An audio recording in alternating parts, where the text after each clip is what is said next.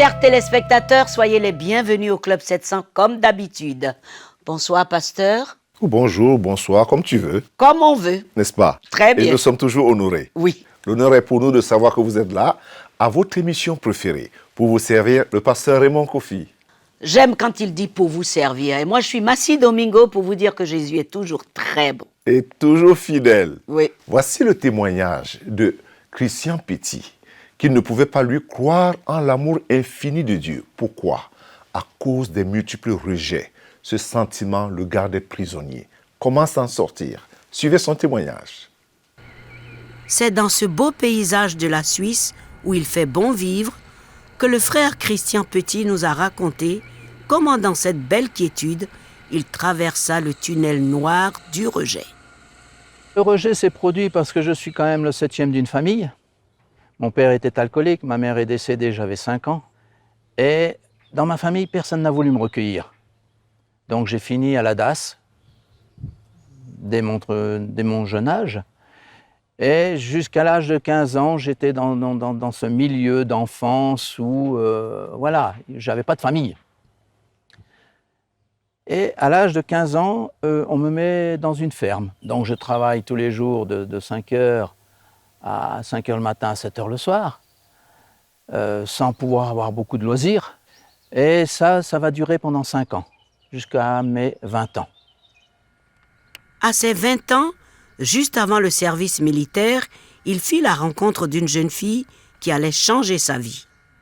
Françoise, qui deviendra mon épouse à la sortie de mon service militaire, et je rentre en Suisse. Nous nous marions en 74. À la suite de ça, je me convertis au Seigneur parce qu'elle était croyante. Et notre vie est remplie de plénitude, de quelque chose de merveilleux. En 1979, j'ai la naissance de mon premier enfant. Et là, ce qui se passe, c'est que mon épouse se détache un peu de moi, ce qui était compréhensible. Elle devait s'occuper de notre enfant. Et quelque chose ressurgit, c'est le rejet. Je deviens jaloux de mon fils. Les démons du rejet le poussa dans une telle solitude, un désarroi, au point où il se réfugia dans l'alcool. Je suis devenu alcoolique, voilà. Donc je passais mes soirées, mes nuits avec des copains à boire, à boire, à boire. Je coupe tout au niveau de ma foi, je coupe tout au niveau de l'église, je me retrouve au chômage. Dans tout ce tourbillon, il s'est passé quelque chose de spécial un soir. Oui, c'est que je me suis retrouvé à l'église, à un repas communautaire, et une corbeille est passée. Dans cette corbeille, il y avait des petits rouleaux. Et j'en prends un personnellement, on était une centaine. Quand j'ai ouvert ce rouleau, c'était dans Ésaïe 44, qui me disait « Reviens à moi car je t'ai pardonné. J'ai effacé tes transgressions. » Ça a été un choc, parce que j'avais justement un pasteur en face de moi. Et il a remarqué il m'a dit « Tu vois, la bonté de Dieu n'a pas de limite. » Et pour moi qui disais en même temps, je dis « Rejeter comme je l'ai été, rejeter comme j'ai rejeté les autres, mon fils, mon épouse et tout le reste, Dieu vient me chercher et vient me dire ça. » Vous voyez un peu comment on peut être interpellé par Dieu. Il aime bien nous surprendre, mais toujours dans le bon sens. Alors à la suite de ça, je reviens à l'église, on reconstruit un peu notre vie de couple. Vient la naissance de ma fille, 10 ans après. Je retombe exactement dans les mêmes vices. Je ressombre de nouveau dans l'alcool. Ça a été beaucoup plus dur. Là, j'ai commencé à voler dans le porte-monnaie de mon épouse pour pouvoir boire, parce que le matin, à 7 heures, il me fallait ma dose. C'était terrible. Je ne pouvais plus me raser si je n'avais pas bu mes 2-3 bières. Je volais dans la tirelire de mes enfants. Je fréquentais des putes. Excusez-moi le terme, mais il n'y en a pas d'autres. J'ai trompé mon épouse. Elle vous a pas quitté? Elle ne m'a jamais quitté. Son arme à elle, c'était la prière. Cette arme puissante de la prière, grâce à laquelle Christian échappa à la mort lors d'un grave accident de moto. Un soir, en rentrant de moto, ce qui devait arriver est arrivé. J'ai percuté une voiture de plein fouet.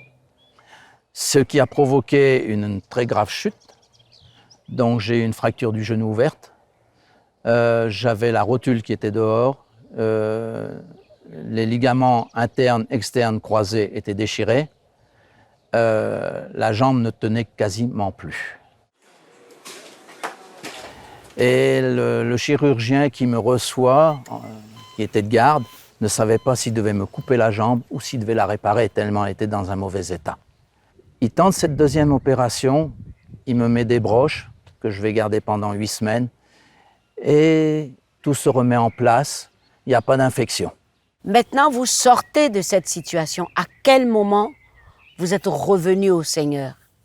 Je suis revenu au Seigneur bien plus tard. J'avais coupé court avec l'alcool. J'étais donc passé par des amis qui faisaient de la relation d'aide. On avait coupé les liens sur le rejet. On avait coupé les liens sur tout ce qui était au niveau de l'alcoolisme. Ensuite, il a fallu que je demande pardon à Dieu, que je demande pardon à mon épouse, que je demande pardon à mes 2 enfants.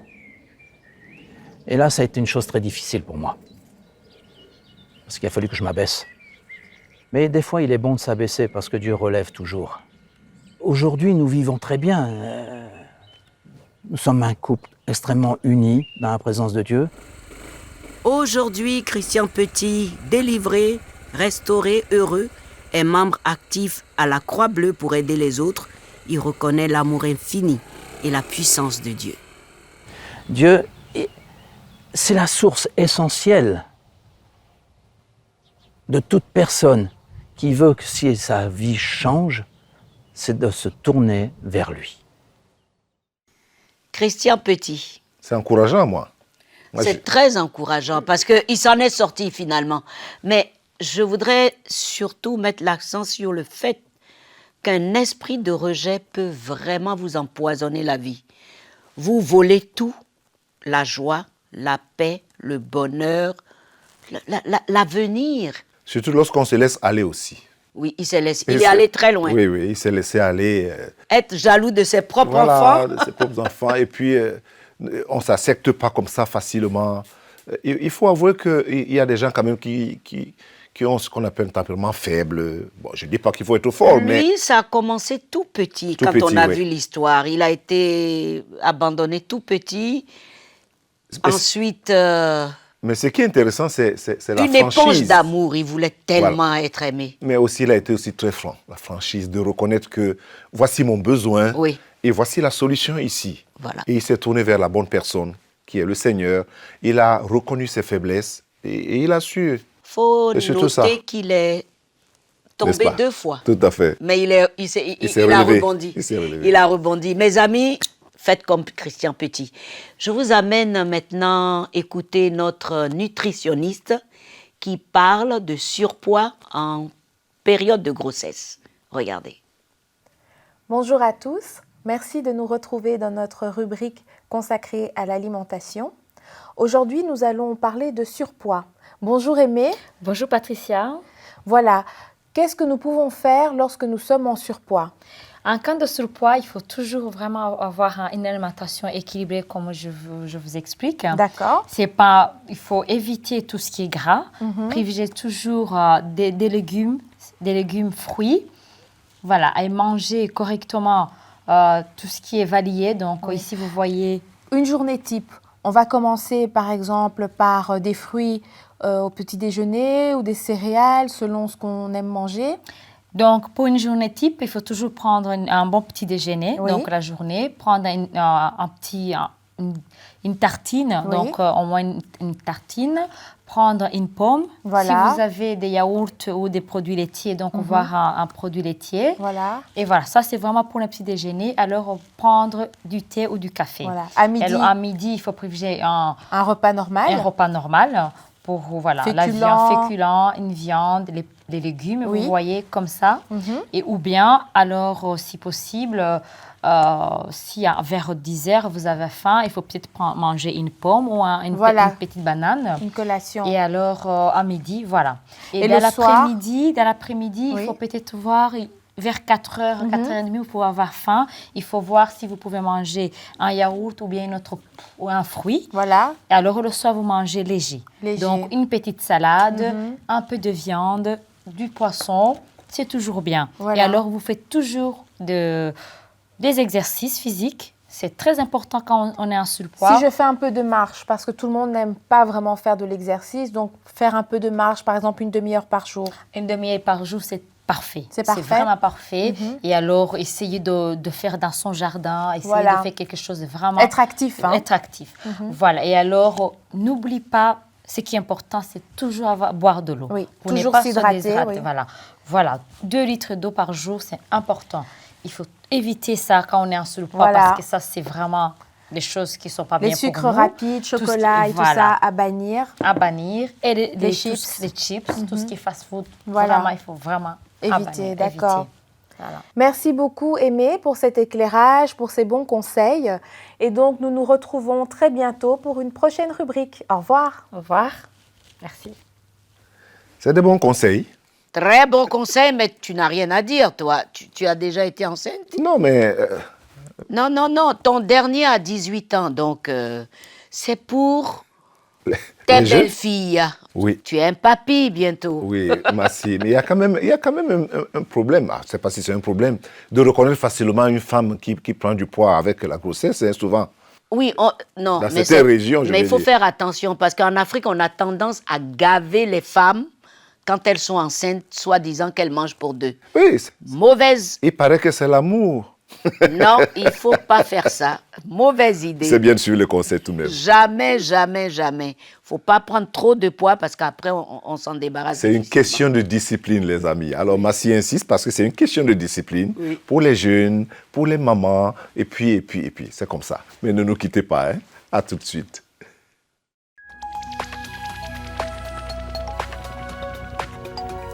Si vous avez des questions spirituelles, des besoins de prière ou même si vous avez besoin de conseils, n'hésitez pas à nous contacter aujourd'hui à cette adresse ou au numéro suivant. Nos conseillers sont là pour vous aider. N'oubliez pas, nous sommes là pour vous.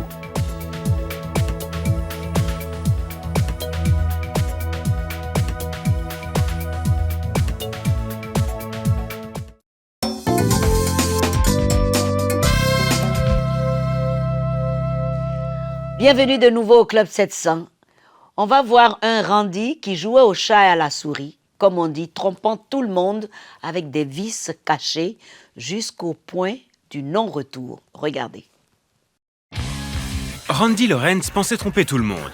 Je pouvais vous regarder droit dans les yeux et vous mentir en gardant le visage impassible. Et vous m'auriez cru. Vous auriez pensé que j'étais un bon garçon.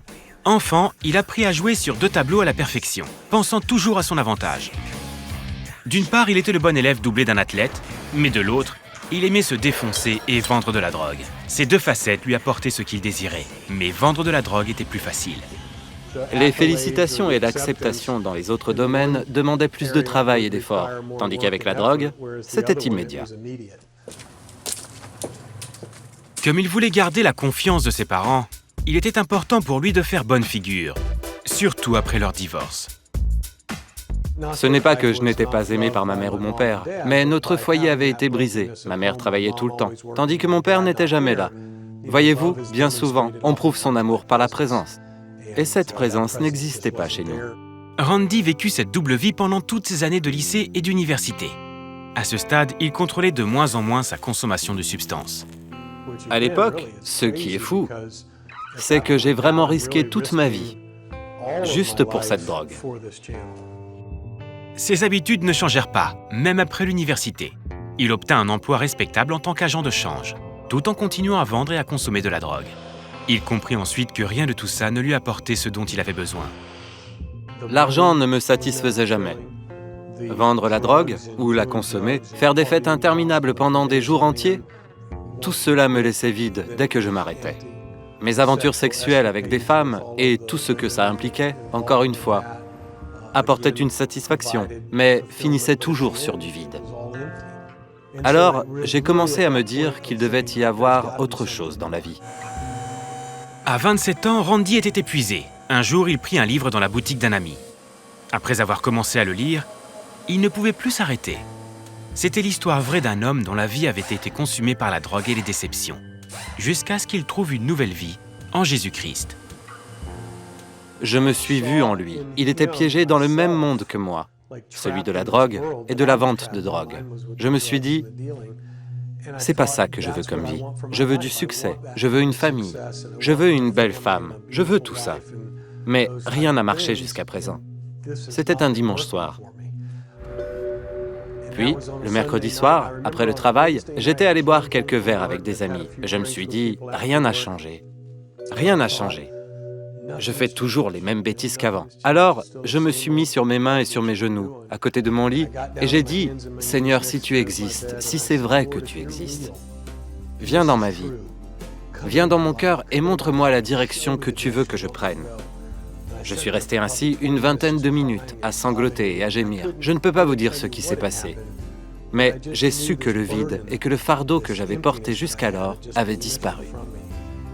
Randy se mit à lire la Bible et à croire que Dieu avait de plus grands desseins pour lui. Il trouva une église et avec le temps, il chassa complètement la drogue de sa vie. Il ne fait aucun doute que Jésus m'a apporté le véritable amour et la véritable acceptation. Il m'aimait. Malgré toutes les horreurs que j'avais commises, il m'a accepté tel que j'étais. Aujourd'hui, Randy est marié à Sarah Jo et ils ont une fille. Il dirige aussi une agence immobilière qui fonctionne bien. Mais il sera le premier à vous dire que sa définition du succès est bien différente à présent. C'est tellement merveilleux. S'il n'y avait pas eu Jésus, je serais probablement mort à l'heure actuelle, ou en prison. C'est la vérité. Je regarde en arrière, mon ancienne vie, puis je regarde ma femme qui est extraordinaire, ma famille, le ministère qui me permet de venir en aide aux autres, mon travail dans l'immobilier, le fait que je peux parler pour encourager, valoriser et inspirer les gens. Ce que Dieu a fait dans ma vie est tout simplement incroyable. Bien attrapé. Oui, mais tout le monde joue à ce jeu-là. Oui. Presque tout le monde, je vais dire. Tout le monde joue à ce jeu-là. Presque tout le monde essaie de jouer à ce jeu, de penser qu'on peut tromper tout le monde et qu'on peut aussi tromper Dieu. Mais finalement, on se trompe soi-même. Oui. C'est un peu comme l'Autriche, hein, qui met sa tête dans le sable et il pense qu'il est caché. Oui. Et puis tout le reste du corps est à l'extérieur. Exposé. En fait, Randy a été exposé finalement. C'est un mauvais jeu. Dieu savait où l'attraper. Et c'est l'amour. Mais ce qui est très important à dire à tous ceux qui nous regardent, c'est l'amour inconditionnel de ce Père bon. Tout à fait. Qui vous prend tel que vous êtes. Même lorsqu'on veut se convaincre qu'il n'existe pas ou qu'on n'a pas besoin de lui, on finit par se rendre compte qu'on a besoin de lui. On a tout à fait. Parce que sans lui, on ne peut rien. Maintenant, nous allons aux questions-réponses et suivez-nous attentivement. Pasteur, j'ai 40 ans aujourd'hui et il y a des choses qui m'avaient beaucoup blessé dans mon enfance de la part de mes parents. Je n'arrive pas à les oublier. Est-ce trop tard de le leur faire comprendre? J'ai besoin de conseils. Oui, c'est une bonne question. Aussi, c'est un bon âge, 40 ans, c'est déjà un homme. C'est bon. Il faut en parler. Je pense qu'il faut en parler. Surtout lorsqu'on ne peut plus les garder et que ça devient un poids qui pèse dans le cœur, dans l'esprit. Il faut avoir le courage d'aborder ses parents, après avoir prié surtout. Oui. Parce qu'il faut savoir comment aborder le sujet ou les sujets. Et parler avec respect. Oui, avec respect. Peut-être que les parents le faisaient aussi dans beaucoup d'ignorance. Ils ne savaient pas, ils ne comprenaient pas. Il ne faut pas toujours pointer du doigt des parents. Parce que ça dépend aussi par où eux-mêmes sont passés pour arriver à ces choses. Parce qu'on ne peut donner que ce qu'on a reçu. Finalement. Mais je pense, à mon avis, qu'il faut vraiment en parler franchement. Si les parents sont ouverts à écouter dans un esprit qui construit, qui guérit. Oui. Ça, c'est le processus pour chercher la guérison et entrer dans cette guérison. Ça, c'est très important. Donc, il faut qu'il en parle. Oui, il faut en parler. Mais après avoir prié, compter sur le Seigneur. Après avoir prié. Oui. Et surtout, le faire avec beaucoup de respect, en les honorant, comme le dit la parole. La vérité guérit, Massi. La vérité, c'est... Il y a la guérison dans la vérité. Et puis, lorsque les parents... Et je dis bien que lorsque les parents sont ouverts à coopérer et à comprendre que, certes, c'était le passé. Il faut qu'on revienne sur quelque chose. C'est important. Et là, on reçoit sa guérison. autant pour les parents que pour l'enfant aussi, le jeune homme. Tout à fait, important. Et je voudrais vous dire qu'il n'y a pas d'âge pour faire ce genre de choses. Lui, il a dit, il a 40 ans aujourd'hui, il a traîné cela depuis des années. Vous pouvez le faire aujourd'hui même. Ne nous quittez pas tout de suite.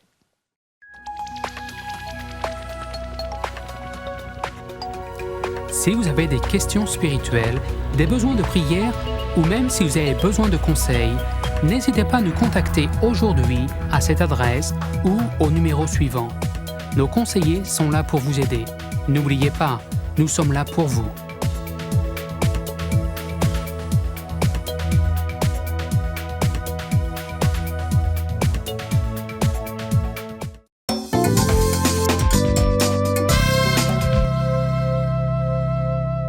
Écoutez, cher ami, la grâce de Dieu n'améliore pas le pécheur, non. Mais plutôt, elle sauve le pécheur. C'est cela la puissance de l'Évangile. Et le péché qui rend l'homme esclave et qui le sépare de Dieu, la grâce de Dieu libère l'homme de cet esclavage et l'amène à Dieu, par Jésus-Christ surtout. Quand l'homme a tout gâté dans la vie et il a tout perdu, c'est là où le Seigneur tire parti de cette situation pour révéler ses propres ressources. Car du désert de l'homme, là où il se trouve, Jésus en fait un champ fertile. Et plus encore, la Bible dit que le sang de Jésus seul purifie de tout péché. Et il fait d'un injuste quelqu'un qui peut soutenir le regard de Dieu, le Père. Car il n'a ni honte, ni peur, ni peur surtout. Il est recouvert par des perfections de Christ seul. Seul Jésus sauve. Je voulais m'arrêter là dans toute cette bonne théologie et prendre du temps pour prier avec toi. Mais d'abord, prier avec toi et prier pour toi. Alors, je t'invite tout simplement de prendre un peu de calme en ce moment même et de répéter cette prière du salut avec moi. De dire, Seigneur Jésus, je confesse que tu es le Fils de Dieu et que c'est toi qui es mort sur la croix pour moi, pécheur. Tu as payé de ta vie, tu as versé ton sang. Je le crois, Seigneur. Et je crois ce que ta parole dit.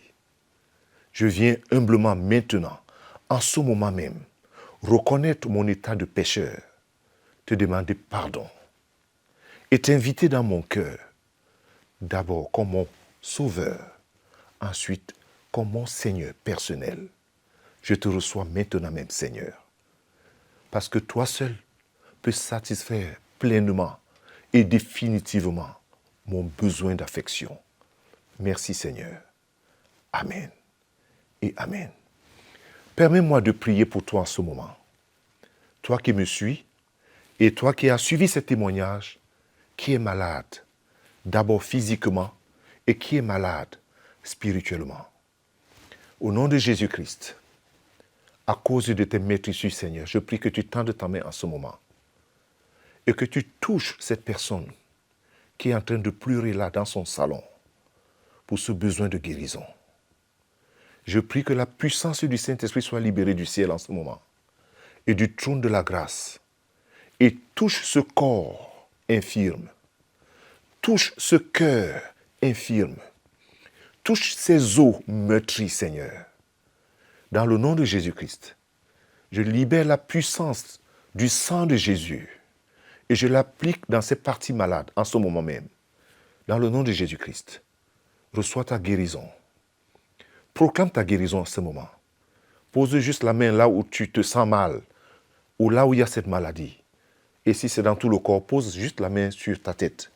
Et dis, Seigneur Jésus, c'est en ton nom et par ton sang que j'entre dans mon héritage de guérison. Je la reçois maintenant même. Au nom de Jésus-Christ. Amen. Alors dis encore Amen. Et que Dieu te bénisse. Sois fortifié. Un conseil que je te donne, trouve-toi une Bible, lis-la et commence, comme Massi dit toujours, dans l'évangile de Jean. Là-dedans, il y a tout l'amour de Dieu pour toi. Que Dieu te bénisse et qu'il te bénisse abondamment. Merci, Massi. Amen, pasteur. Que Dieu soit loué. Allons retrouver cette veuve en Thaïlande qui travaillait dur pour nourrir sa petite fille. Regardez ce qu'elle a reçu. Chalem Pound n'avait que 25 ans lorsqu'elle devint veuve. Son mari était décédé dans un accident de moto, tandis qu'elle était enceinte de leur premier enfant. Je ne pouvais plus parler. J'étais trop triste. Je me demandais comment j'allais subvenir aux besoins de mon enfant, de mes parents et de mon jeune frère. Pendant 5 ans, Shalem Pound a travaillé comme jardinière dans un hôtel. Ses longues heures de travail étaient épuisantes. Ma mère travaille dur et elle est très fatiguée. Quand elle rentre à la maison, je lui apporte un verre d'eau et allume le ventilateur pour elle. Ça la fait sourire et elle se sent mieux. Ce que je gagnais ne suffisait pas. Je devais toujours emprunter de l'argent, même pour la nourriture. Mais je voulais me battre pour le futur de ma fille. Lorsque Shalem Pound apprend qu'un centre près de chez elle propose gratuitement une garde d'enfants, elle y inscrit sa fille sans attendre. Ce centre est soutenu par Orphans Promise de CBN. J'ai appris l'alphabet thaï et anglais de A à Z. J'ai du lait à boire et des collations à manger. C'est vraiment bon. Nous avons aussi installé un élevage de poissons pour la famille près de chez eux. Chaque fois que les poissons atteignent leur taille adulte, Shalem Pound peut les vendre au marché. Je leur parle et leur chante des chansons pour qu'ils grandissent bien. À présent, Shalem Pound et sa fille ont toujours de quoi manger. Le revenu de cet élevage a amélioré notre vie. J'ai même pu commencer à économiser pour le futur de ma fille. Merci beaucoup, CBN. Merci Seigneur. Merci Seigneur. On ne dira jamais, jamais assez merci à tous ceux-là qui sont partenaires. Oui. Et dans la prière, et dans les dons. Et dans les dons. Parce Voilà que grâce à ce centre, la petite fille reçoit une éducation.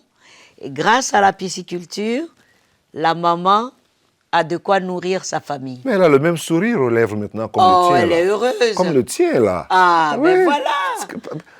Parce que quelqu'un a pensé à donner, Massi. À donner. On ne dira jamais assez. Merci. Est-ce qu'on a déjà dit à tous ceux qui nous regardent que nous-mêmes qui participons à l'émission, nous donnons aussi? Ah oui, ça c'est une bonne information. Oui, nous le faisons avec bonheur. Tout à fait. Mais en fait, donner, c'est participer à quelque chose dont tout le monde...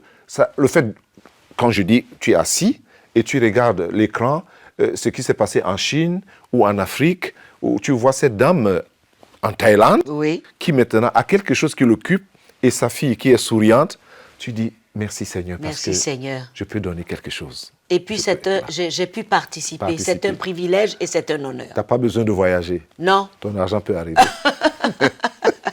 Ton argent peut arriver, tout à fait. Tout à fait, tout à fait. Et pour le faire, c'est très simple. Allez sur notre site, allez dans les bureaux régionaux de vos pays, où que vous soyez, il y a un bureau régional de CBN. Allez, faites ces dons-là. Et puis, écrivez-nous, envoyez-nous vos questions. N'hésitez surtout pas, pasteur. Tout à fait. Pas hésiter. Et puis, je voudrais ajouter une chose, pasteur. Tous ceux qui veulent revoir les séries sur Israël, sur le site, c'est possible. Tout est possible avec Dieu. Au revoir. Toi aussi, au revoir. Tout le plaisir. Que Dieu vous bénisse.